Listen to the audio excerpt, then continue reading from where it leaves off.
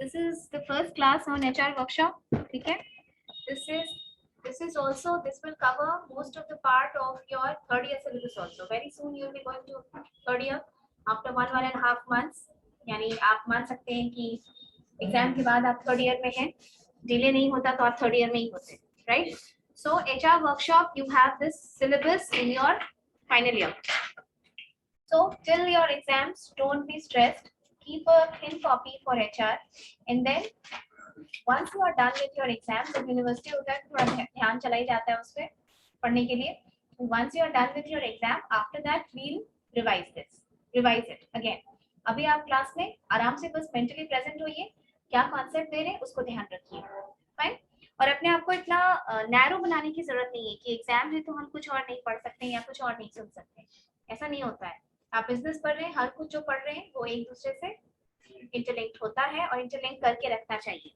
एक minute question जैसे आप बोली थी कि पीएफ में 5 साल निकाले, अगर मान लो जैसे पहले को अगर 5 साल निकाला था ना पीएफ में पैसा 5 साल मिनिमम. हाँ मिनिमम. मान लीजिए उससे पहले अगर जॉब छोड़ दी कई यूनिवर्सिटी, हाँ, तो पैसा जो उतना कटा 6 मंथ्स तक अगर आप जॉब छोड़ देंगे, 6 मंथ्स तक अगर आप जॉब छोड़ देंगे तो आपका जो अपना कंट्रीब्यूशन है वो आपको मिलेगा, ठीक है, एम्प्लॉयर का नहीं. आफ्टर 6 मंथ्स टू 10 इयर्स तब आपको अपना और 4 महीने या 5 महीने तो भी तुम्हारा सिर्फ अपना कंट्रीब्यूशन बस अपना बस. Okay, we'll start with the introduction.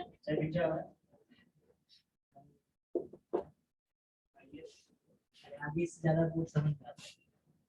चलो, आपने इंडस्ट्रियल पॉलिसी पढ़ी है? पढ़ी तो industrial policy 1956. You must have studied many industrial policies. लेकिन हम यहाँ बात करेंगे 1991 की, ठीक है? The industrial policy of 1991. What do you know about industrial policy of 1991? उसके पहले और उसके लिक्विड लिक्विड ऐसे एलपीजी आया था. एलपीजी, ठीक है. कीवर्ड मालूम है कि एलपीजी में कुछ हुआ था, क्या हुआ था? ग्लोबलाइजेशन, ठीक है. तो इसमें क्या हुआ था? क्यों लिबरलाइज किया गया था? और लिबरलाइजेशन के पहले क्या था? टैक्स बहुत ज्यादा लगता था. ओके, उससे भारत का पैसा प्रोडक्ट का जाता था. ओके. प्राइवेटाइजेशन में कंपनी, सरकारी कंपनी जानते हैं हल्का ढीला डाला जाता था, इस कारण सर्विस अच्छा नहीं देता था कंपनी, और private company private sector service अच्छा देता था, प्राइवेट करना पड़ा. ग्लोबलाइजेशन में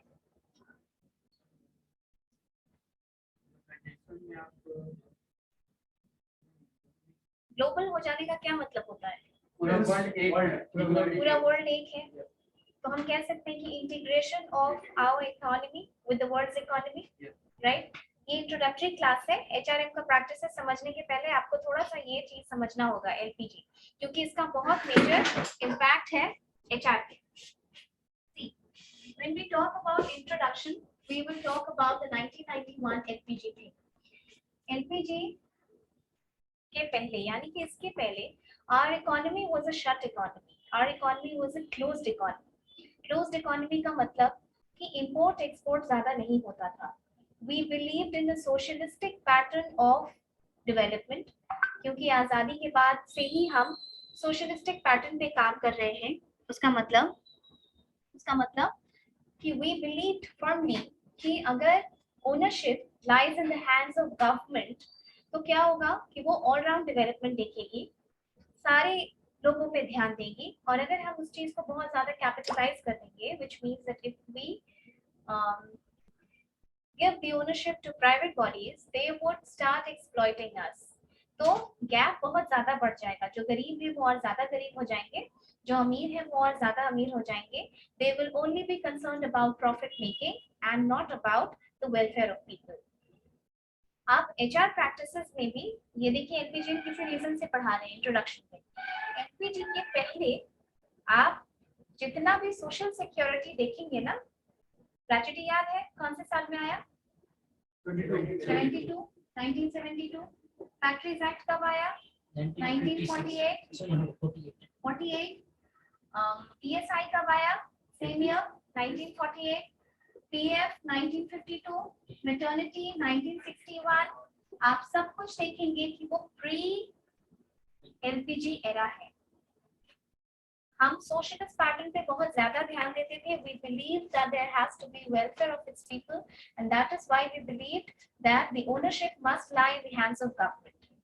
But after LPG era या during, पहले इसकी बात कीजिए, LPG में क्या हुआ? हमारी इकोनॉमी शट इकोनॉमी थी। It was predominated by government.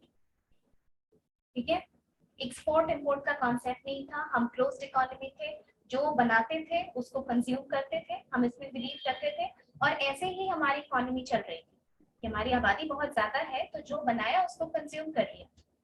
But private bodies को हम आने नहीं देते थे। सीधा मनाही नहीं थी, इनडायरेक्ट मनाही थी, यानी लाइसेंसिंग को, टैक्स सिस्टम को इतना मुश्किल कर दिया गया था कि अगर आप चाहते भी हैं ट्रेड करना, अगर आप चाहते भी हैं बिजनेस करना, the entire thing was made so tough, so stringent that to get yourself an approval from any authority, you needed to get your license cleared from 12 to 13 authorities. और कई बार या ज्यादातर बार वो नहीं मिलता था। ठीक है, तो ये रीजंस थे कि जो ट्रेड करना भी चाहते थे वो डिस्करेज हो जाते थे। प्लस एक नाम सुना होगा MRTP, Monopolies Restricted Trade Practices। बहुत सारा ट्रेड ऐसा था जिसमें कि बहुत टाइट का रिस्ट्रिक्शंस लगा हुआ था। Even if you wanted to expand your production capacity, you needed to take permission from government, which obviously the government would not give. Okay, so the entire economy was very tough, and in the survival of private sectors, it was ensured that the private sectors do not survive. इतनी मुश्किल कर दी गई थी। Globalisation से हमको कोई मतलब नहीं था। दुनिया काफी तरक्की कर रही थी। 1999 बहुत पहले की बात नहीं है, उस वक्त भी दुनिया काफी तरक्की कर रही थी, but we were untouched from that. ना हमारा मैन पावर एक्सचेंज हो रहा था, ना टेक्नोलॉजी एक्सचेंज हो रही थी। जो थी सर्वे सर्वा Indian companies and Indian practices of companies. But 1991 में देखिए एक और छोटी सी बात है, जब सुन रहे हैं तो सुन लीजिए। यहाँ पर इसका नाम सुने आप लोग? नाम तो सुने, हाँ हाँ। नाम तो सुने। What is this? तीन चार देश नहीं, बताओ क्या है? हाँ वही है, ठीक बोल रहे हो। USSR, not Ukraine was one country. USSR 1991 के 90s के टाइम पे ही USSR was Union of Socialist Soviet Republic. ठीक है, this also followed a socialist pattern. हमारी तरह, इंडिया की तरह ये भी सोशलिस्ट का यूनियन था। They believed in ownership by government, but for some reasons ये इतना बड़ा यूनियन में सर्वाइव नहीं कर सका सोशलिस्ट पैटर्न की वजह से। ये टूटा। कितनी कंट्रीज में टूटा?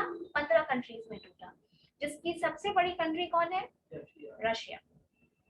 ओके, आज जो आप रशिया देखते हैं वो कभी यूएसएसआर का पार्ट था, और उसके बाद वो वहां से टूटा, और 15 कंट्रीज, ट्यूनीसिया और भी 3-4 है, वो टूट करके 15 कंट्रीज में टूटा। Russia was the largest of all.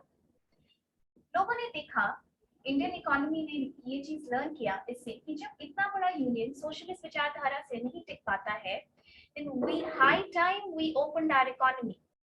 हम सिर्फ खुद प्रोड्यूस करके कंज्यूम करने के पैटर्न पे नहीं जी सकते हैं। The world is growing faster, and to keep ourselves in pace with that, we need to get aligned with what's going on in the world. Okay? हम इंडियन गवर्नमेंट का भी होना एक प्रॉब्लम नहीं था, लेकिन तब प्रॉब्लम हो गया जब हाई करप्शन था। बहुत ज्यादा करप्शन होने लगा। आप अभी ही जानते हैं कि गवर्नमेंट में ले दे के घूस का काम करके काम होता है। ये बिल्कुल प्रैक्टिस हो चुका था उस वक्त कि द गवर्नमेंट पीपल, आप कभी दादाजी या पापा आपके अगर सरकारी नौकरी में होंगे, 90 के पहले का वर्क कल्चर आप पूछिएगा उनसे, दिन भर ऑफिस से गायब है, कोई बात नहीं है। अभी भी होता है पर अब कम होता है। अब बायोमेट्रिक सिस्टम में धीरे धीरे चीजों को स्ट्रिक्ट किया गया। अब जवाबदेही मांगी जाती है, एक्शन होता है। पहले अब कई ऑफिस में आप देखेंगे कि बाहर बैठ के लोग ताश खेलते रहते थे। सरकारी नौकरी है, किसी को जवाबदेही नहीं है। तो a lot of things 90s के बाद भी ये कंटिन्यू हुआ, लेकिन तब करप्शन बहुत पीक पे था। ओके, इन चीजों को ठीक करने के लिए लाइसेंसिंग सिस्टम भी बहुत टफ था। We opened our economy. The then Prime Minister P.V. Narasimha Rao and Finance Minister Manmohan Singh. These two were the people who chalked out financial policy for after 1991, and our economy witnessed the greatest ever change since then. हमारी economy को liberalise किया गया। Liberalise मानी licensing system, taxation system को less stringent किया गया। लोगों को मोटिवेट किया गया कि आप आइए ट्रेड कीजिए, चीजों को इजी किया गया। Private, some government bodies were sold off to private for higher efficiency, and the new private players who showed their own interest in coming in and doing trade in the economy were welcome. Privatisation जब हुआ तो इससे एक और change हुआ। अब देखिए, आप क्लास में बैठ के पढ़ रहे हैं, 4 लोग एक ही टाइप के हैं। से फॉर एग्जांपल आप साइटिंग, आप चारों में से कोई नहीं पढ़ते, ठीक है? चारों एक ही टाइप के हैं तो किसी को किसी से कंपटीशन नहीं है। सब कंफर्टेबल फील कर रहे हैं, जैसे चल रहा है वैसे ही चलाओ, कोई बात नहीं है। लेकिन अगर इस क्लास में 4 और बंदे आ जाए जो बहुत तेज हो, हर क्लास में आंसर करें, पढ़ के आए, क्वेश्चन पूछे, क्या होगा उससे? आपको नॉट जस्ट जलन तो तुम कह सकते हो कि हाँ जलन होगा, कंपटीशन होगा कि नहीं होगा। एक टाइम के बाद तुमको सरवाइव करने के लिए क्लास में इनसिक्योरिटी होने लगेगी, तो फिर क्या होगा कि तुमको भी इम्प्रूवमेंट करना होगा, पढ़ना होगा। नहीं पढ़ोगे तो फिर भाई टीचर्स हम पे ध्यान ही नहीं देते, ऐसा हो सकता है। तो आप उस चीज को अटेंशन गेन करने के लिए क्या करेंगे? आपके पास कोई और चारा नहीं होगा सिवाय पढ़ने के। यही होता था इंडियन कंपनीज के साथ। पहले इंडियन कंपनीज जैसे ग्रो कर रही है, जैसे चल रही है, प्रोड्यूस कर रही है, कंज्यूम कर रही है, कहीं कस्टमर्स नहीं भाग रहे हैं, तो भाई जैसे चल रहे हैं वैसे चलिए। लेकिन आज भी और तब भी हमारी जो देसी कंपनीज है, उसको सबसे बड़ा थ्रेट किससे है? फॉरेन कंट्रीज की क्वालिटी से। हम आज भी फॉरेन प्रोडक्ट्स क्यों खरीद रहे हैं? क्योंकि कहीं ना कहीं उनकी quality is better than our quality. आज जो खादी मिल रही है, क्या वही खादी मिलता था 10 साल पहले? नहीं मिलता था, तभी तो लोग खादी नहीं पहनते थे। अब आप देखिए कितना डाइवर्सिफाई किया गया खादी को। You understand that? पहले khadi was something which was not in trend। बूढ़े बुजुर्ग टाइप के, नेता वेता टाइप की चीजों से एसोसिएट किया जाता था खादी को। Now just look at how trendy khadi has come up with, है ना? खादी की साड़ीज, बहुत महंगी महंगी साड़ीज, कुर्ता, हाँ खादी मॉल, ये सब कुछ क्या है? उस चीज को एक इम्पेटस देने के लिए किया गया, ट्रेड को। तो उससे क्या हो रहा है? क्वालिटी का इम्प्रूवमेंट हो रहा है। अभी खादी एंड विलेज कमीशन ने लेह में इंडिया का लार्जेस्ट फ्लैग बनाया है खादी का, बहुत, that is the largest flag, और अभी वहां पे लगाया गया खादी से। उसका वेट लगभग 100 kg के आसपास है, बहुत ऊंचा है। तो चीजें क्या, धीरे धीरे आपको क्वालिटी अगर आप इम्प्रूव नहीं करेंगे, then you will be out of the market, that simple.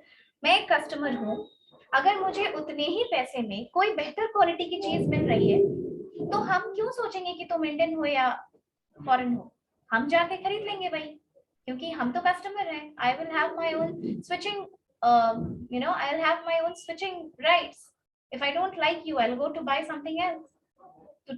So what happens to keep the customers loyal, to keep them glued towards your product? The Indian companies, they started becoming more and more competitive.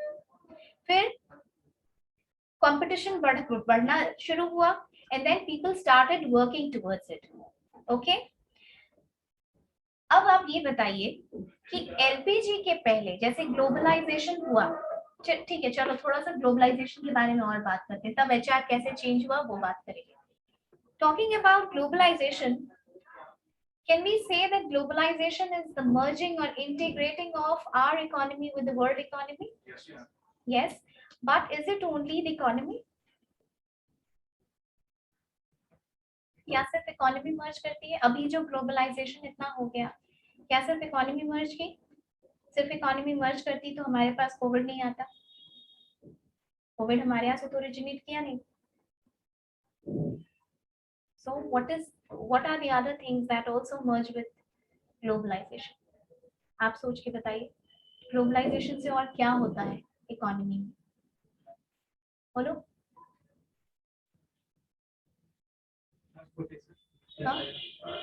Transportation नहीं, talking economies I understood, economy से related जो भी है that is okay, but apart from economy is there anything you can think of?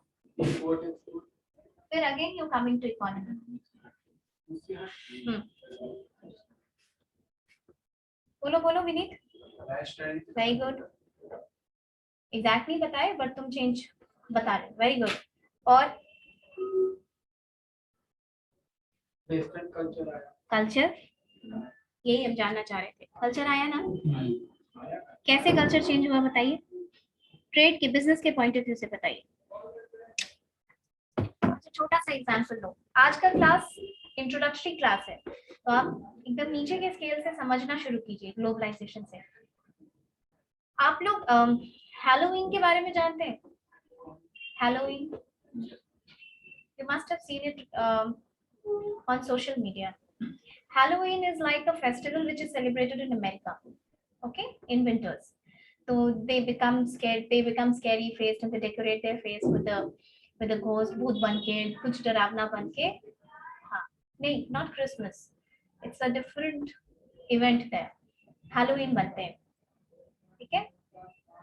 आपने ये नहीं देखा है कि ये फेस्टिवल तो अमेरिका का है, पर when American companies are working here, आप सोशल मीडिया में देखिएगा जब हैलोवीन आएगा, people will be like Halloween celebration at our office, one day Halloween celebration in our office। होता है कि नहीं? क्या ये हमारा कल्चर है? नहीं। Women's Day celebration हमारा कल्चर है? नहीं है। 8 मार्च को जो इंटरनेशनल वुमेन्स डे सेलिब्रेट होता है, this was not a very regular practice for Indian companies, but this with globalization this has become so much in trend। 8 मार्च को बिल्कुल कंपनीज पागल हो जाती हैं, ठीक है? ऑल द women employees आप देखेंगे न्यूज़पेपर में, हर जगह हर ऑर्गेनाइजेशन सेलिब्रेट करता है इस चीज को। 8th March, International Women's Day is celebrated. The women are supposed to, the women will be, you know, it's just a thing to, it's just an event, that it's just an opportunity that the organizations take to celebrate the women employees in their organization. They will ask them to come in sarees, they'll ask them for cake cutting, they'll make them play some games, and then they'll make them do the cake cutting, they'll give them some gifts. What is that? That is just to celebrate the women employees in their organization. इस merging of economies के साथ साथ काम करने का तरीका भी merge किया। हमारे यहाँ MNCs आने का मतलब क्या हुआ? हर जगह लगभग हर कुछ सेलिब्रेट होता है। जो प्योरली इंडियन कंपनीज हैं जैसे TCS वगैरह, वो भी करती हैं ये सब। Okay, so it's not just the merging of economies कि काम करते हैं और उसके बाद हमको मतलब नहीं है। No, this is also merging of culture also could be seen। थोड़ा सा पढ़ाई से हट के दिमाग लगाओ। ओल्ड एज होम हमारा कल्चर था क्या कभी? We never had this culture of leaving our parents in old age home. No, but this is a full-fledged business now. Full-fledged business, like people are drawing salary out of it. They're not even just caretakers. 25,000, 30,000 per month जो अच्छे old age homes हैं। Business की हम बात कर रहे हैं, not की जो ऐसे ही हैं उनकी बात है। Bangalore, Mumbai, Pune, creche has become a full-fledged business. अभी काम वाली बाई का जितना डिमांड होता है उतना ही बच्चा देखने वाली बाई का डिमांड होता है, care taker, baby sitter. Caretaker, और उन लोगों का पैसा बिल्कुल एक सैलरी की तरह होता है, 15,000, 16,000, like that. So hasn't LPG or hasn't the change in business pattern this has brought about all these changes in society? तो अगर हम ग्लोबलाइजेशन की बात करेंगे तो हम इकोनॉमी की भी बात करेंगे, हम सोसाइटी की भी बात करेंगे, और हम कल्चर की भी बात करेंगे. Cross cultural diversity. आज के डेट में एचआर का एक मेजर प्रॉब्लम है क्रॉस कल्चरल डाइवर्सिटी, यानी अलग अलग कल्चर के लोगों के साथ काम करना भी एक प्रॉब्लम है. There is a word in HR which is known as cultural shock. Cultural shock पता है क्या होता है? आपको बहुत मन किया, जापानीज कंपनी आई, आपको मन किया कि अच्छा it will be such a nice idea to go to Japan. अभी स्टूडेंट है तो आपको ऐसा लगता होगा ना, किसी को जापान में क्या प्रॉब्लम हो सकता है, किसी को फॉरेन घूमने का मौका मिले तो उसको क्या दिक्कत हो सकती है. कंपनी भेज रही, घूम के आएंगे, 4 साल रह के आएंगे. पर ये एक सीरियस प्रॉब्लम है, इसीलिए ये बुक्स में पढ़ाया जाता है. Cultural shock. हम लोगों को खाने की आदत है रोटी, चावल, सब्जी, मीट, मछली जो लोग खाते हैं. हम लोग उबला पका खाना नहीं खा सकते, यू नो, लाइक फॉरेनर्स की फिश को स्टीम कर लिया और उसको खा लिया सॉस के साथ. आप खा सकते हैं ऐसा खाना? नहीं खा सकते. Food is a very major problem why people have this cultural shock. हमारे यहाँ जो अमेरिकन कंपनीज आती है ना काम करने, जो फूड जॉइंट्स पे अगर खोलती हैं, उनको हमारे कस्टमर टेस्ट के हिसाब से अपने प्रोडक्ट को मॉडिफाई करना पड़ता है. अगर हमारे यहाँ स्टीम किया हुआ चिकन किसी को दे दिया जाए खाने के लिए, वो कंपनी चलेगी ही नहीं. We Indians eat lot of spices. हम लोग बहुत मसाला खाते हैं. हमारे यहाँ एक टाइम पे खाने में जितना मसाला डाला जाता है ना, शायद पूरे दिन में भी वो लोग नहीं खाते होंगे. And our body is adapted to it. है ना?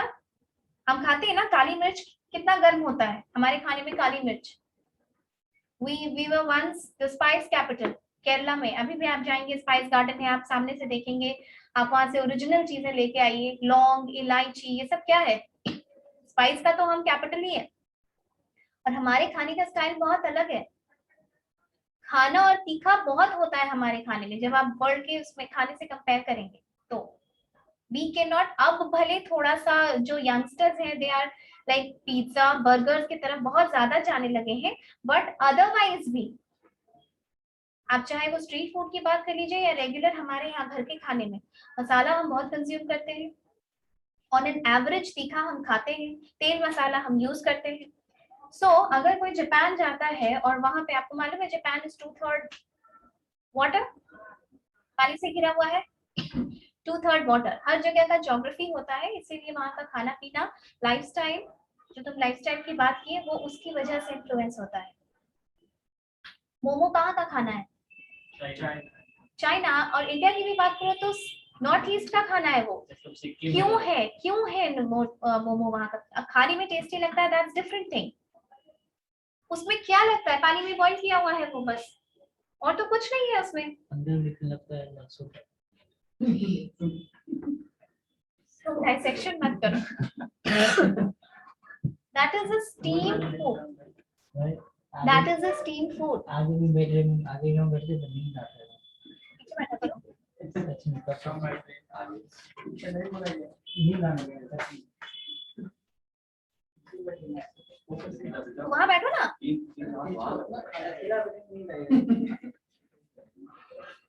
बात करते रहता है तो नींद आ जाता है. Momo is steamed food. क्योंकि उनके पास उतना रिसोर्सेज नहीं था, तो वो डम्पलिंग्स या नूडल्स, ये चीजें आसानी से बनने वाली चीज है. पानी में आप बॉईल किए और बना लिए. They do not have that much of resources. उनका सर्वाइवल वहां पर वैसा ही है. तो जापान इज 2/3 वाटर. वहां सी फूड बहुत ज्यादा खाया जाता है. क्योंकि उनके पास धान उपजाने का ज्योग्राफी नहीं है। ठीक है, आप जाएंगे वहां तो कितना सी फूड खाएंगे? 4 साल। These are the problems, cultural shock, plus वहाँ का culture, जो lifestyle है, sometimes people find it very hard to survive in others' culture. आप यहाँ की बात कर रहे हैं, आप यहाँ से अगर तमिलनाडु चले जाएंगे तो you will feel कि people, no, not just मछली, people are talking different language. एक तो आप हमेशा अगर किसी और language में बात कर रहे हैं तो there is some kind of, language से भी बहुत अपनापन होता है ना। अभी तुमको कोई तमिल टीचर मिल जाए और तमिल टीचर मिल जाए and you can communicate only in English, मान लो इंग्लिश भी नहीं आती हो, कितना समझोगे तुम? My God, such confidence. जैसे कि मैं बंगाली होता है उसका टोन है Bengali. See, we still Bengalis वगैरह वो फिर भी आज जब मैं आपसे पूछ रहे थे स्टार्टिंग में आपसे इसलिए पूछा था आप कहाँ से हैं? लैंग्वेज आपका सही है ना, आप दिखने में लग रहे हैं। ठीक है, स्टार्टिंग में आप इसलिए Small sort of. चलो सुनो। So we have cultural shock. When we mix into someone else's culture, we find it difficult to adjust there. So this is the kind of cultural shock we experience sometimes, and sometimes people who are sent abroad to work, they come back with these problems. So we also have this problem of cross-cultural diversity. Now when you work even in India, अगर आप India में भी काम करेंगे तो बहुत possibility है कि आपके साथ कोई जर्मन भी हो सकता है काम कर रहा हो, कोई जर्मन बॉस हो, कोई स्विट्जरलैंड का हेड हो आपका। ओके, जैसे जुबली लाइफ साइंस है, जुबली लाइफ इंश्योरेंस है, अफ्रीका में काम करती है, उसका head is a lady from, vice president is a lady from Switzerland. So all these things you have to be very very tolerant towards someone else's culture too. आप सिर्फ अपने culture के अंदर नहीं रह सकते हैं ग्लोबलाइजेशन होने के बाद। Why I taught you the concept of LPG is LPG के पहले, LPG के बाद जब कंपनीज आई उनके साथ वर्क कल्चर भी फ्लो किया, टेक्नोलॉजी भी फ्लो की।